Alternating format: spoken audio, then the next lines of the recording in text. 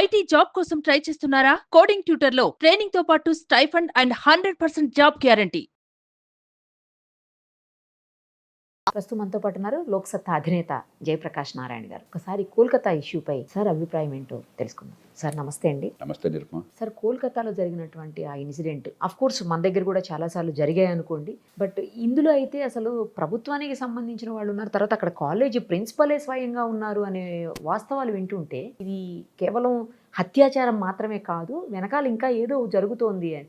తీరా చూస్తేనేమో ముఖ్యమంత్రి స్వయంగా వచ్చి ధర్నాల్లో పాల్గొనటం, ఆ నిరసన చేయటం, ఏంటిదంతా అసలు ఏం అర్థం అవట్లేదు. నిరుపమ, ఇలాంటి సంఘటనలు మీరు అన్నట్టుగా అడపదలపు జరుగుతున్నాయి. ఇది కేవలం ఒక మహిళకు ఒకళ్ళు జరిగిన సంఘటన కాదు.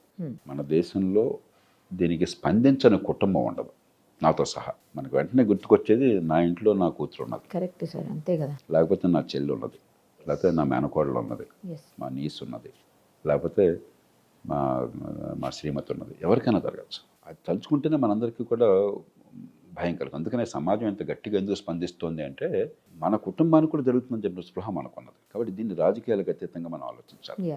ఖచ్చితంగా. రెండోది, మీరు అన్నట్టుగా విచిత్రం ఏంటంటే మన వ్యవస్థలో ఎన్ని లోపాలున్నా కూడా రాష్ట్రంలో శాంతి భద్రతలను కాపాడే పూర్తి అధికారము, పూర్తి బాధ్యత రాష్ట్ర ప్రభుత్వానికి. Exactly sir. రాజ్యాంగం ప్రకారం జాతీయ స్థాయిలో ప్రభుత్వానికి కొన్ని బాధ్యతలు ఉంటాయి.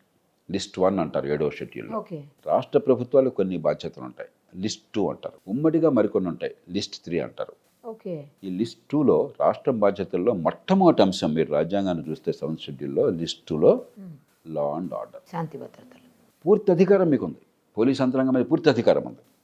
జైళ్ల మీద ఎవరికి పెత్తనం ఉండదు కానీ, మన కోర్టుల మీద ఎవరికి పెత్తనం ఉండదు కానీ కోర్టుల నిర్వహణ అంతా కూడా మీ బాధ్యతే. దానికి కావాల్సిన ఏర్పాట్లు కానీ, దానికి కావాల్సిన చట్టాలు చేయడం కానీ, ఇవన్నీ కూడా మీ బాధ్యతే. ఆ బాధ్యత నెరవేర్చకుండా ముఖ్యమంత్రి ప్రదర్శన దిగారని నేను కూడా విన్నాను. నాకు అర్థం కావట్లేదు అసలు ఏం కోరి చేస్తున్నారు మీరు, ఏ నినాదం వేస్తున్నారు మీరు. అధికారం మీ చేతుల్లో ఉండి ప్రజలు మీకు బాధ్యత అప్పచెప్పి, రాజ్యాంగం మీకు ఆ బాధ్యత అప్పచెప్పి, మామూలు రోజుల్లో అలాగో మామూలుగా చట్టబద్ధ పాలన జరగటం లేదు.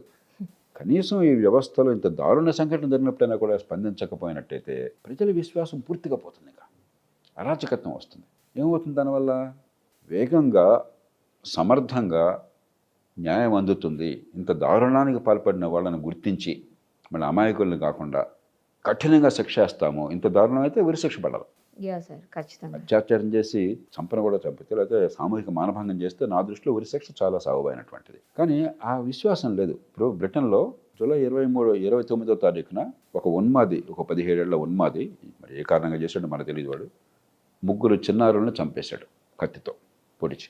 6 ఏళ్ల పిల్ల, 8 ఏళ్ల పిల్ల, 9 ఏళ్ల పిల్ల. సమాజం మొత్తం ఇప్పుడు మన దేశంలో లాగానే తీవ్రంగా స్పందించింది. అక్కడ ఏదో ముసల్మాన్లు ఆ పని చేశారు, కాంతిసీకులు, వాళ్ళ వల్ల అయిందన్న అపోహల్లో అబద్ధం తెలియక రైట్స్ అయినాయి. దేశం అంతా అలా కల్లోలాలు వచ్చినాయి.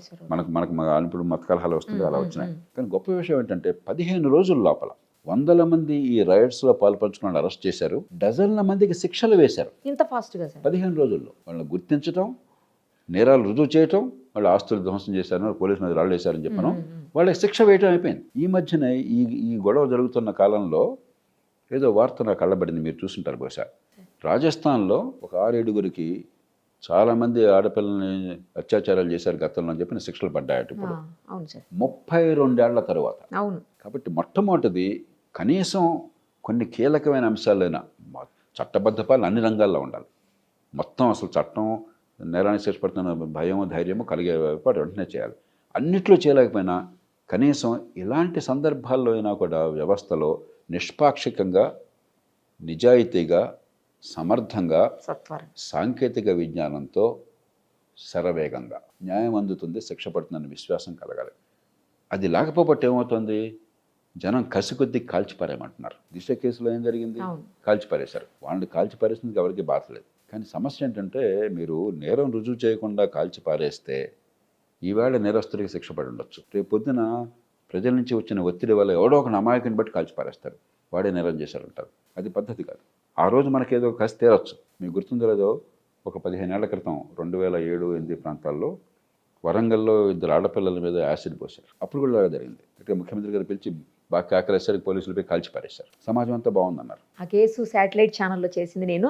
తర్వాత ఎవరైతే చనిపోయారో యాసిడ్ అటాక్లో ఆ అమ్మాయి ఎక్స్క్లూజివ్ ఇంటర్వ్యూ నేను మాత్రమే చేశాను, ఇంకెవ్వరు కూడా చేయలేదు. నాకు కాబట్టి మీకు ఇన్సిడెంట్ పూర్తిగా బాగా తెలుసు. అసలు మొత్తం మరి తెలుసు సార్. ఆ దుర్మార్గం చేసిన వాళ్ళు ఖచ్చితంగా ఉరిశిక్ష పడాలి. ఈ కేసులో బహుశా నేరం చేసిన వాళ్ళకే శిక్ష పడి ఉంటుంది, కానీ రేపు పొద్దున అలా గ్యారెంటీ లేదు. న్యాయ వ్యవస్థ మీద నమ్మకం పోతే, నేర న్యాయ వ్యవస్థ మీద నమ్మకం పోతే, దుర్మార్గం చేస్తే కఠినమైన శిక్ష వెంటనే పడుతుందన్న విశ్వాసం పోతే, అమాయకుల్ని చంపడానికి నెక్స్ట్ స్టెప్ ఆటోమేటిక్ అయిపోతుంది. కాబట్టి మన సమాజం ఇప్పుడు ఆ ప్రమాదం అంచున ఉన్నది. రెండోది, ఇది పక్కన పెట్టేద్దాం. ఇంత దారుణ నేరం జరిగినప్పుడు ఎవరైనా స్పందిస్తారు. పెద్ద దానిలో అసలు మీలో మానవత్వం అంటూ ఒక ఆవగంజంత ఉన్నా కూడా మీరు స్పందిస్తారు. కానీ ఈ నేరం ఒక్కరోజు జరగట్లేదే, ఈ ఒక్కరోజు నేరంతో ప్రారంభం కాలేదే. బహుశా ఆడపిల్లలు బయటకు పోతే భద్రత లేకుండా గేలి చేయటము, అంగాంగాలు వర్ణించడము, అశ్లీల పదాలు వాడటము, ఏలలు వేయటము, ఈవి టీజింగ్ చేయటము, అనుమతి లేకుండా ముట్టుకోవటం రోజు జరుగుతుంది.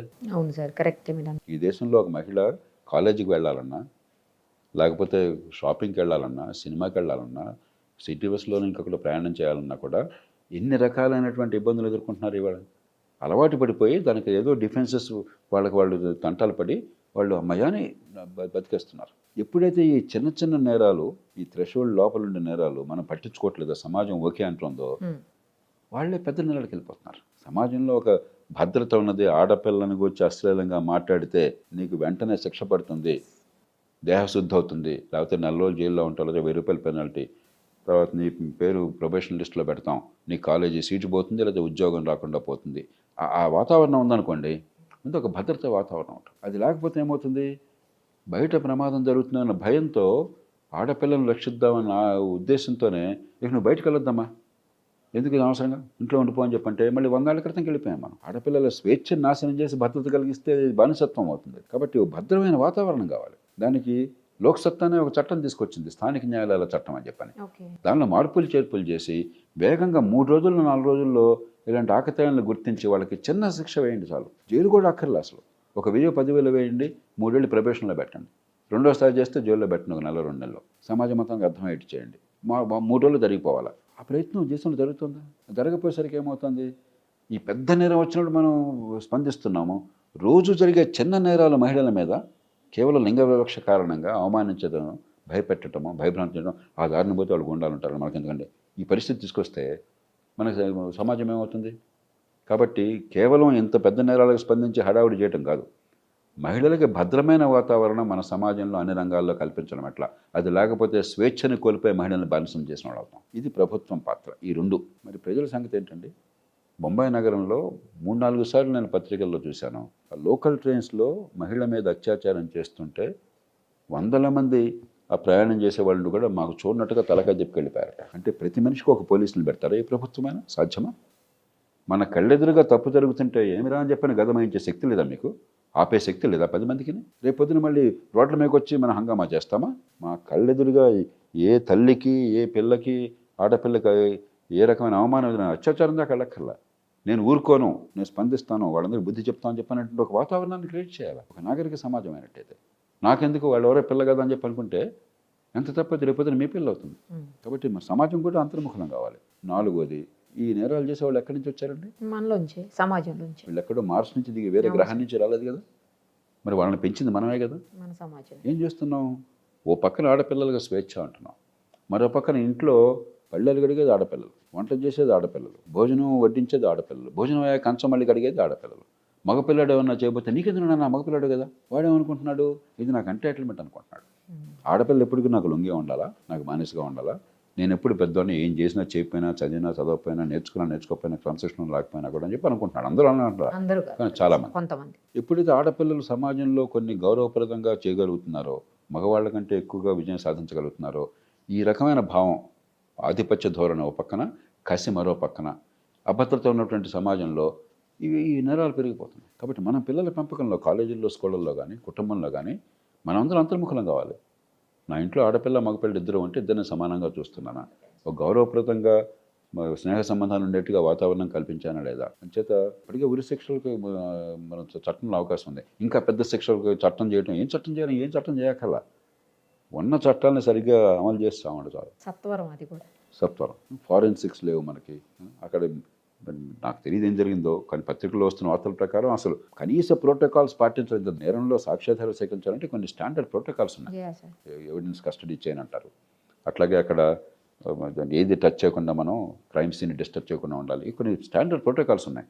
కనీసమైన ప్రోటోకాల్స్ పాటించలేదు అంటున్నారు. వాస్తవం కాదో నాకు తెలియదు.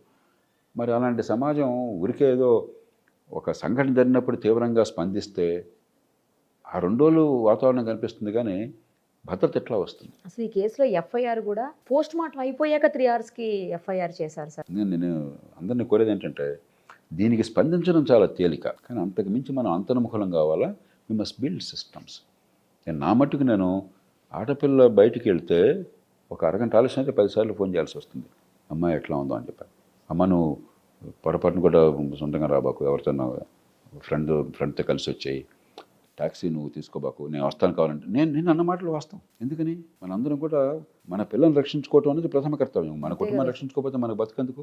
ఎగ్జాక్ట్లీ. కానీ ఎంతమంది అలా సొంతంగా చేయగలరు? అది పరిష్కారం కాదు కదా. ఆ పేరుతో నేను ఆడపిల్లని వెళ్ళొద్దమ్మా ఎందుకు ఈ టైంలో అన్నాను అనుకోండి, కాలక్రమేణా ఏమవుతుందో బానిసత్వం వచ్చేస్తుంది, మళ్ళీ పరదాలోకి వెళ్ళిపోతాం. కాబట్టి స్వేచ్ఛని కాపాడుతూ రక్షణ ఇవ్వటం ఎట్లాగా, దానికి అటు ప్రభుత్వము, చట్టము, మన కుటుంబాలు, మనము, సమాజం అలా ఆలోచించకుండా ఇది మనం ఏదో 2 రోజుల పాటుగా మళ్ళీ ప్రతి కూడా న్యూస్ సైకిల్ అయిపోయింది మన దేశంలో. అది అయిపోగానే మళ్ళీ దాని గురించి అసలు చర్చ ఉండదు. మళ్ళీ ఇంకోటి జరుగుతుంది. అది జరిగినప్పుడే మళ్ళీ అందరూ మొత్తుకుంటారు, రోడ్ల మీదకి వస్తారు, మీడియా మాట్లాడుతుంది, అందరూ మాట్లాడతారు. అదే సమయం ఇంకోటి కూడా చెప్పాలి నిర్మా, నిరాశకూడదు.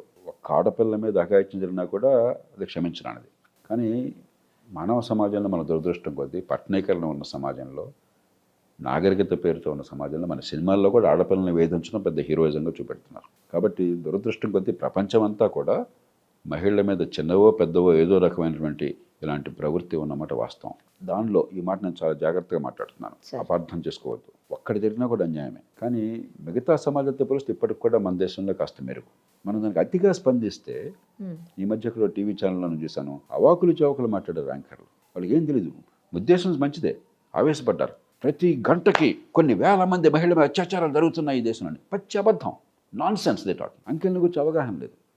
భయాన్ని పెంచడం తప్ప సమాజంలో ఆడపిల్లల్ని బానిసలుగా చేయడం తప్ప దానికి ప్రయోజనం ఉండదు.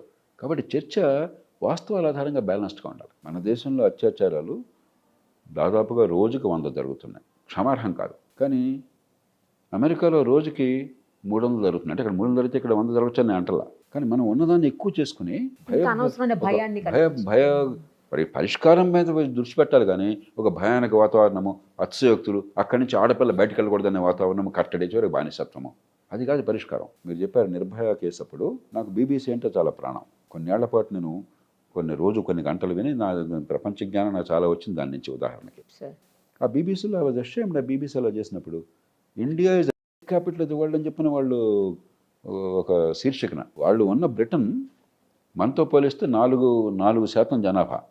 బ్రిటన్లో ఏడాదికి 16,000 రిపోర్ట్ అవుతున్నాయి. మనకంటే వాళ్ళకి చాలా ఎక్కువ ఉన్నాయి. వాళ్ళకి ఆ సంగతి తెలియదు, వాళ్ళు దురుద్దేశంతో చేయట్లా. మన రియాక్షన్ని బట్టి వాళ్ళు భారతదేశం క్యాపిటల్, ఇక్కడ ఇంకేముండమని చెప్పిన అది కూడా మంచిది కాదు. కాబట్టి పబ్లిక్లో కూడా డిస్కషన్ కూడా ఎవిడెన్స్ బేస్డ్గా, సొల్యూషన్ బేస్డ్గా ఉండాలి. కానీ ఐ వాజ్ సో డిసప్పాయింటెడ్. ఒక నేషనల్ ఛానల్ ప్రతి గంటకి కొన్ని వేల మందికి అత్యాచారాలు, ఏమి మాట్లాడుతున్నారు వాళ్ళు? ఏం ఫలితం సాధించారు మీరు? సమాజంలో భయాన్ని పెంచేసి ఆడపిల్లలకి ఉన్న స్వేచ్ఛ లేకుండా చేయడం తప్పితే కన్స్ట్రక్టివ్గా చేయాలి. మనం ఏం చేసినా కూడా దానివల్ల పరిష్కారం రావాలి. పరిష్కారం important. Thank you sir, thank you so much. Suman టీవీలో మీ పర్సనల్ అండ్ బిజినెస్ ప్రమోషన్స్ కోసం కింది నెంబర్కి కాంటాక్ట్